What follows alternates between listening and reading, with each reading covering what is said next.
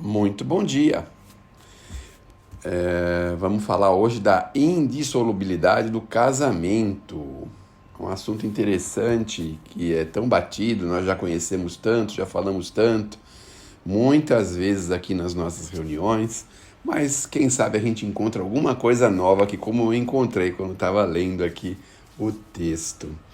Muito bem, nós estamos então falando do capítulo 22, que é o itens 1 a 5, indissolubilidade do casamento e o divórcio. Bom, perguntaram para Jesus se era permitido ao homem despedir sua mulher. E ele então respondeu que nós não devemos separar, pois o que Deus juntou, nós, como homens, não devemos separar o que Deus juntou. Mas aí nós cometemos um grande erro em fazer essa pergunta, porque quando Jesus fala que o que Deus juntou, nós estamos falando sobre as leis naturais, não é? Estamos falando sobre as leis divinas, não estamos falando sobre as leis civis. E é isso que ele vai explicar aqui. Aí quiseram fazer uma pegadinha para Jesus e disseram assim: mas escuta, Moisés não autorizou o homem dar separação e despedir a mulher? Ele falou assim: muito bem, ele autorizou, com certeza, mas sabem por quê? Pela dureza dos vossos corações. Ou quis dizer assim, com muita educação, dizer assim: vocês não repararam que quando Moisés autorizou, é porque as pessoas não estavam considerando as leis divinas, e sim as leis materiais, ou os interesses materiais? E aí a gente fica perguntando, realmente, não é? Quando tem que separar, a gente percebe que tinha alguma coisa errada ali, né? Tinha algum problema ali, porque se fosse a afinidade e sentimentos puros, não tem razão para separar. Não é tão bonitinho a gente ver esses casais com bastante idade, de mãozinha dada, abraçadinho, andando na rua, na praia, nesses lugares? Porque ali reina a lei divina, né? A lei do amor. Mas as leis dos interesses materiais, elas são, assim, fracas, frágeis, e nós podemos e rompemos ela facilmente, porque não estamos interessados nas leis maiores da vida. Bom, aí nós vamos ver uma explicação de Kardec mostrando para a gente que os homens, tudo que o homem cria está sujeito a mudanças. E isso é uma coisa normal. A gente vê as leis, tem países que têm determinadas leis mais severas, outros são leis mais frouxas. Tem países que autorizam o casamento com 4, 5, 6, 10 mulheres, tem países que não autorizam. Então, as leis dos homens realmente são precárias ainda, obviamente, né? E com o tempo, com a inteligência, devagarzinho, a gente vai melhorando isso, vai mudando isso, né? Agora, o que nós não podemos esquecer é que o casamento deve ser e deve ter uma ordem divina, porque é a união de dois seres para que se opere a substituição da humanidade. Então é uma regulação da sexualidade, um dos motivos, mas existem outros motivos, obviamente que existem outros, né? Bom, o Kardec continua dizendo que não há no mundo inteiro, nem mesmo na cristandade, dois países que sejam idênticas às leis. A gente vê isso, né? Alguns países autorizam a separação, outros não autorizam, e tem ali condições, tem que ficar 2 anos, outro tem que ficar 10 anos, outro não pode ficar nenhum tempo, uns autorizam o casamento já com a pessoa ainda casada, enfim, os homens aí fazem uma verdadeira salada com essa situação civil, não é? Aqui da Terra. Bom, o tempo vai mudando, as coisas vão melhorando e devagarzinho a gente vai aprimorando isso até chegar na situação ideal.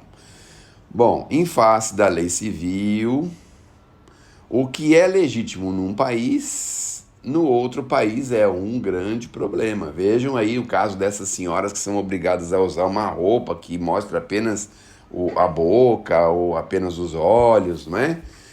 Alguns países são assim, lidam com a mulher de uma forma terrível. Imagine o casamento, né? O homem se sente atacado no casamento porque a mulher andou sem aquela coisa na cabeça, né? Sem aquela tampa na cabeça, e aí repudia a mulher, e às vezes tem leis até mais severas, prendem a mulher. Esses dias mesmo vi aí pelos meios sociais que uma senhora foi espancada até a morte porque não estava usando aquela burca, né? Aquela coisa que eles têm que usar lá naqueles países, não é? Bom, aí a gente vai percebendo que isso é uma coisa também que os homens vão desenvolvendo, vão crescendo e que, infelizmente, nós temos ainda no planeta coisas ainda tristes que precisam ser desenvolvidas, né? Bom, continuando, a gente vai vendo que a lei divina precisa ser respeitada no casamento e é o que menos nós respeitamos. E qual é essa lei divina? Meu Deus do céu, é a lei do amor. Então, na maioria das vezes, as pessoas não se casam pela lei do amor. É porque o rapaz, no meu tempo, né, não agora, mas no meu tempo, há uns poucos meses atrás, porque eu não sou tão antigo assim, né? Aí tinha aquela coisa do moço ter um carro bonito, de ter ter uma empresa, ou ter um bom emprego.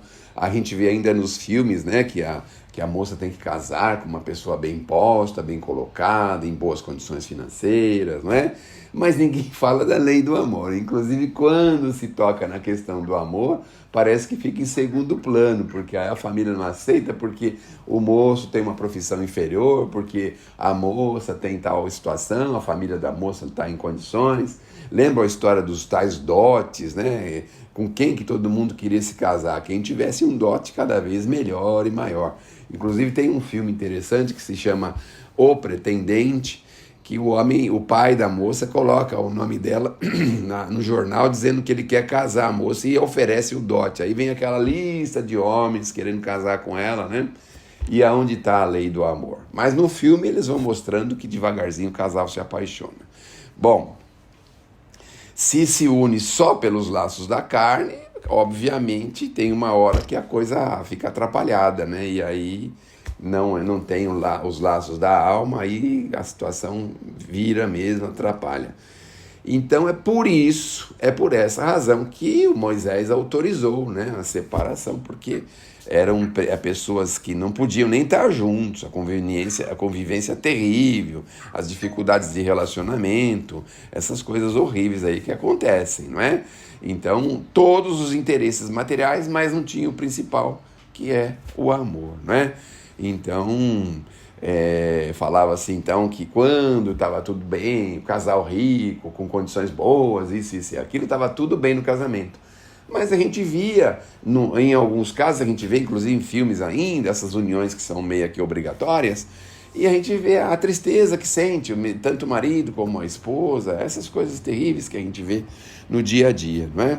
Bom, seguindo em frente, a gente vai vendo que a lei civil, né, no item 4, ele fala que a lei civil tem por fim regular as relações sociais e os interesses das famílias de acordo com as exigências da civilização.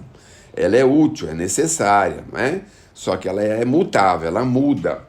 E existem obstáculos ao seu cumprimento, porque a lei divina tem que prevalecer. Então, enquanto a lei divina não prevalece, os casais são frágeis nas suas uniões, não é? E o que é mais humano? Manter o casal que não pode viver junto ou dar para eles condições para que possam ir em busca dessa lei divina em condições melhores? Daí surgiu o divórcio, que é o item 5.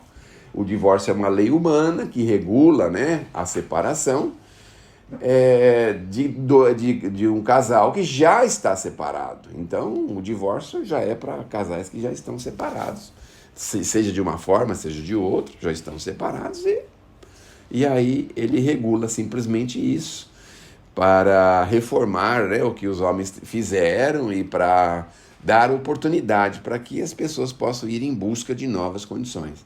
Bom, nem Jesus consagrou a indissolubilidade absoluta do casamento. Nem Jesus, porque se ele fala que Moisés autorizou pela dureza dos corações, então, obviamente, existe aí a diferença entre a lei divina e a lei humana. Então, a lei humana autoriza, que Moisés é a lei civil da época de Jesus, e a lei divina, que é a lei do amor, onde a gente percebe que raros ou poucos desses casos é que são levados em conta, né?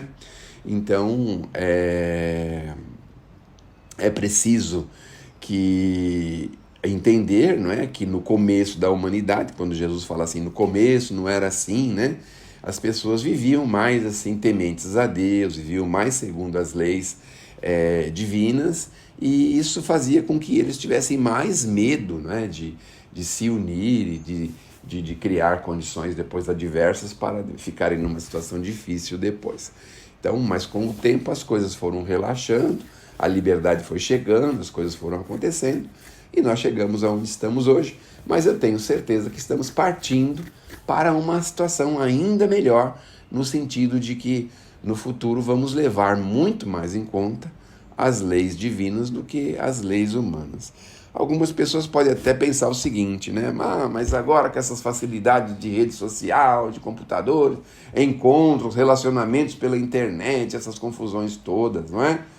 Mas, obviamente, que existe uma razão para isso e muito em breve a campainhazinha do nosso coração vai tocar, e é quando ela tocar é que a gente vai entender que precisamos nos unir às pessoas por amor, exclusivamente por amor.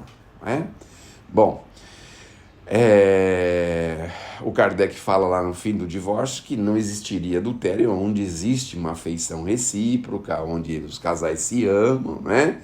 Não tem necessidade de ter outro relacionamento e nada disso, quando tem um amor verdadeiro, um amor puro. É bom ressaltar que isso, ainda na Terra, é muito difícil, esse amor verdadeiro, um amor puro, mas nós estamos a caminho deles, né? Então, a lei civil foi melhorada, porque vocês imaginam que na lei mosaica prescrevia a lapidação, veja bem, da mulher, né, que cometesse na época, né, um crime dessa natureza, não é? E depois veio as leis civis mais brandas abolir este uso bárbaro e encontrou, né, uma forma mais humana para substituir uma lei para que as pessoas pudessem continuar buscando acertar cada vez mais. Então, a gente vê que a lei do amor é aquela lei que nós precisamos levar em consideração. Nós que temos filhos, netos, não é?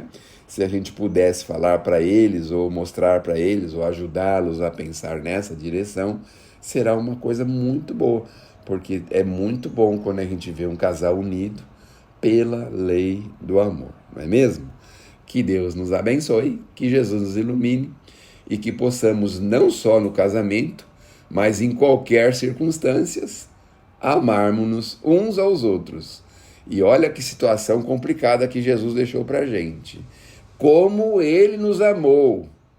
Não é segundo a gente amar, não. É como Jesus amou. Então, imagine que situação difícil nós vamos ter que enfrentar, né? Amar as pessoas como Jesus amou.